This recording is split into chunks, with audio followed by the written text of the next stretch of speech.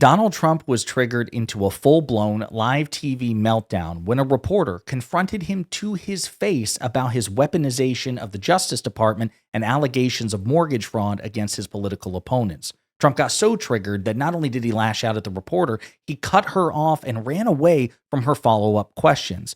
But before we unpack all that, if you end up liking this video and you want to support the channel, please be sure to hit the like, subscribe, and alert bells before you go. All right, friends, we got several clips to play, starting with this one, and this is at the tail end of Trump's disastrous cabinet meeting yesterday. You have spoken out very strongly for a long time about what you see as the weaponization of government. Yeah. Is your administration weaponizing government by digging into the mortgage records of officials you don't like? No, they're public. I mean, you can find out those records. You can go check out the records yourself. And you should be doing that job, actually. You wouldn't do that because that's not the kind of reporter you are. But you should be doing that job. I shouldn't have to be doing it. If you did your job properly, we wouldn't have problems like Lisa Cook. But go ahead. You were going to say something? Go. Blue? Lisa Cook if she had voted to lower interest rates? On national Please. security. I think we have to have lower interest rates, yes. So Trump got triggered. That was a full-blown meltdown from Trump regarding a perfectly reasonable question from a reporter, and she asked it in a perfectly polite tone of voice. It is reasonable to ask, well, you claimed that the Justice Department was being weaponized against you, and you've made allegations of mortgage fraud against California Democratic Senator Adam Schiff, a longtime political opponent, New York Attorney General Letitia James, a longtime political opponent, and now Lisa Cook, one of the Biden-appointed Federal Reserve governors. So it seems to be a pattern. Of course, you don't substantiate these claims, but here we are. It's pretty shocking and pretty consistent. Now, of course, before we move on to the next couple of clips, Trump supporters will say, well, what's good for the goose is good for the gander. The Biden Justice Department was weaponized against Trump. And of course, that's bullshit. We've debunked that talking point, that lie multiple times. Donald Trump was prosecuted reluctantly by the Justice Department. They bent over backwards to avoid prosecuting him on both the January 6 charges and the classified documents case. Attorney General Merrick Garland effectively slow-walked the prosecution of Trump regarding January 6 for about a year because he did not want to go after Trump, and he was more concerned with the low-level offenders, the people who actually were there on January 6 rather than its grand architect. And even with respect to classified documents, the Biden FBI, the Biden National Archives, they played footsie with Trump for months and months and months. Like, hey, just give us back the damn documents. We know you have them. We won't prosecute you. Bygones be bygones. And Trump repeatedly obstructed justice. He forced the Garland Biden Justice Department into a position where they had to prosecute him. So it's just total apples and oranges, to say nothing of the fact that the Biden Justice Department prosecuted more prominent Democrats than prominent Republicans, number one. And number two, I'll also point out the Biden Justice Department prosecuted President Biden's only living son, Hunter Biden. That's like pretty friggin' scrupulous when you think about it.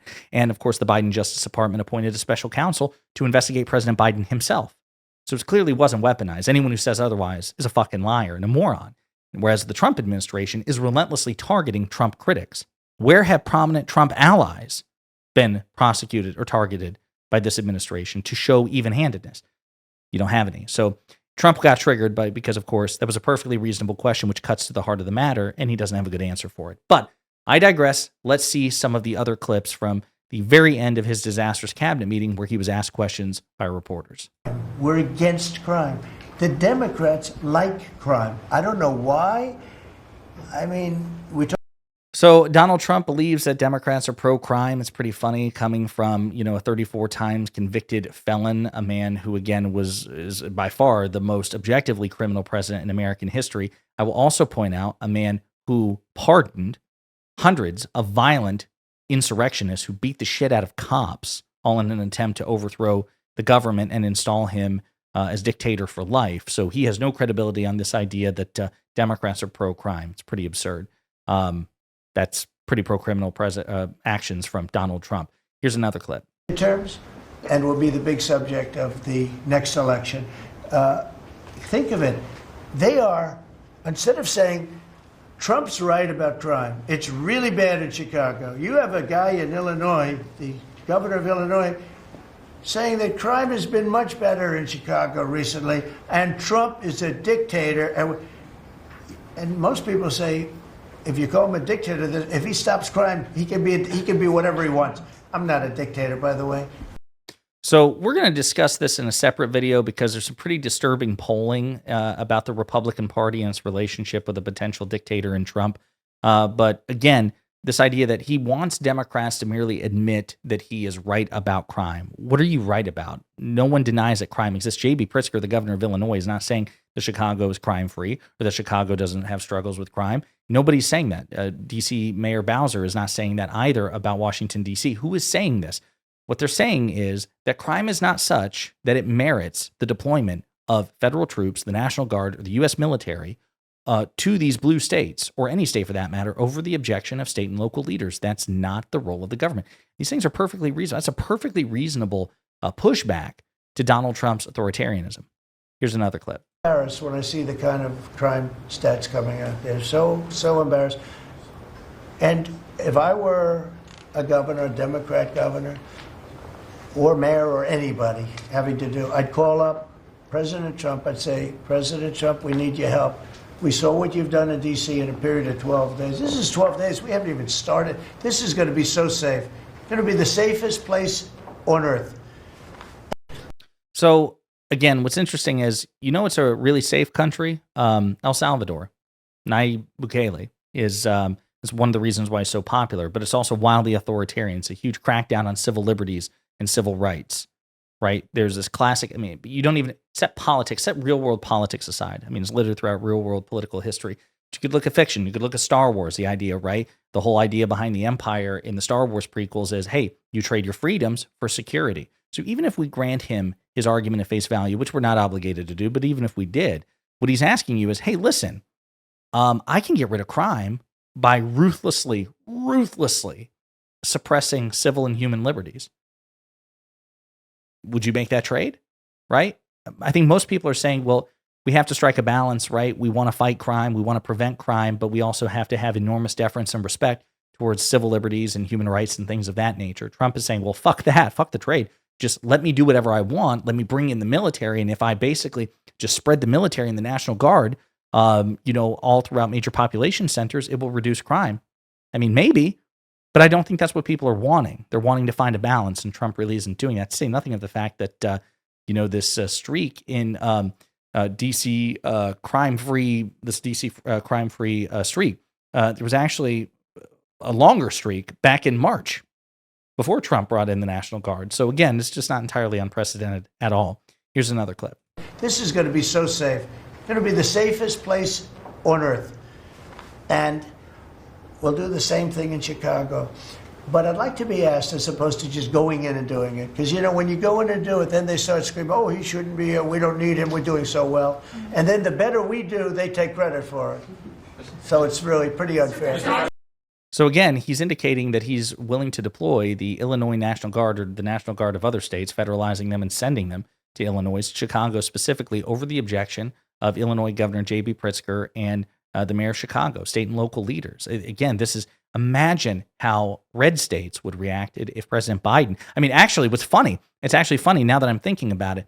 When there was that scuffle between President Biden and Greg Abbott, who was the Republican governor of Texas, with respect to the border. Now, the federal government basically has exclusive sovereignty over the border. In other words, the president has total discretion over to enforce the borders, and border states have none, right? They have to comply with federal law. The federal hand is always on top.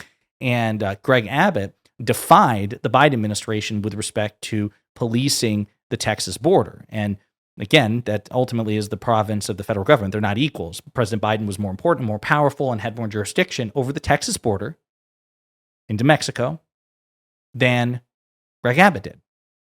And there was a moment where it was like, is Biden going to federalize the National Guard? And red state governors, including Abbott, freaked the fuck out. How dare you? You don't have the power to do it. And of course, legally, he has the same authority Trump does. Under certain circumstances, of course, the president can snap his fingers and federalize the National Guard. But red state governors were freaking out. You can't do that. It's a violation of states' rights. And now Trump and Republican governors are gleeful at the notion of violating the states' rights of blue states, even though Biden never federalized the National Guard. It was on the table. It was a potential thing that people were talking about, and Republicans freaked out. Now they're actively doing the thing, that they were worried that Biden was going to do, but never did and never threatened to do.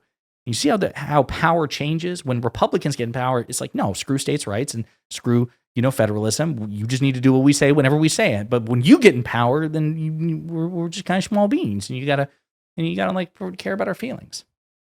Pretty pathetic. Here's another clip. Mr. President, Yes, on go ahead. crime, for a lot of victims like myself, a big concern is long-term sustainability. Can you share with the American public about your plan in ensuring that DC is safe in the long term? Longer term, yeah. Well, it's a great question. Number one, we want to stay there for longer than 30 days. As you know, we have an absolute mandate, and I can extend it, but I'd rather not have to declare a national emergency because by that time, I mean, right now there's not an emergency. We've done, as you sort of said yourself, it feels like a different world. So again, Trump is talking about declaring emergencies and potentially even a national emergency and then resetting the emergency once it hits its time limit. A flagrantly bad faith, a hoarding of executive power in order to deploy the National Guard and indeed potentially the military, as he did in California, to blue cities and blue states. It's pretty authoritarian shit. One last clip. I wanted to ask you, Governor Hochul, Kathy Hochul, said that she spoke to you on the phone, and you said you might send National Guard troops to New York. You mentioned that. So will you? I'd love to do it. If she'd like, I get along with Kathy. If she'd like to do that, I would do it. See, look, New York has difficulty like other, and I don't want to make this I want to make this like friendly. But the places we're talking about happen to be virtually all Democrat run. Now, take a look at your 25 places that are most troubled. Everyone, except maybe one, and it's way back in number 24 or 25, but essentially 25 out of 25 are run by Democrats, and cashless bail was a disaster. When they did that... So, a couple of things. Again, is it true? Let's just think about this. Is it true that most cities see higher crime rates than urban areas in terms of large numbers? Yes. Why? Because cities are bigger concentrations of people. You can't have crime without people. The more people you have, likely to have more crime, is again, at least at a bare minimum in terms of raw number, if not per capita percentage. Okay. And are cities generally run by Democrats? Yes, it's part of the ideology that tends to have the more cosmopolitan areas tend to have more cosmopolitan political views. There's an obvious correlation here. The thing is that you need to show where Democratic policies contribute meaningfully to the crime because otherwise what you're saying is crime tends to be where people are, and the people tend to be governed, at least at the city, municipal level, by Democrats. Meanwhile, if you look at states, broaden the aperture a little bit.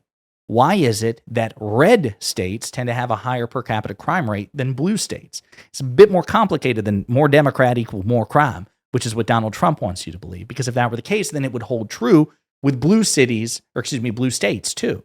Not only would blue states have more crime in it, they would have a higher per capita crime rate than red states, and it's just not the case. It's just not the case. So yes, do you tend to see more crime in cities than rural areas? Yes. But do you tend to see higher rates of crime in red states run by Republicans than blue states? Also yes. So again, Trump is he's either too stupid or too dishonest to accurately describe the relationship here. But again, he wants to make it I'm not trying to make it mean or anything. I'm trying to make it friendly, but it's all because of Democrats. Just total bullshit. So there you have it, folks. The end to Donald Trump's disastrous cabinet meeting. It was particularly cringe. You should check out the video if you're like spiritually stable enough to make it happen, because it's truly gut-wrenching to see the sort of North Korea level sycophancy, which is why it's really refreshing to have a reporter there confront Trump to his face about his weaponization of the federal government. He didn't like it. In the meantime, let me know what you think in the comments.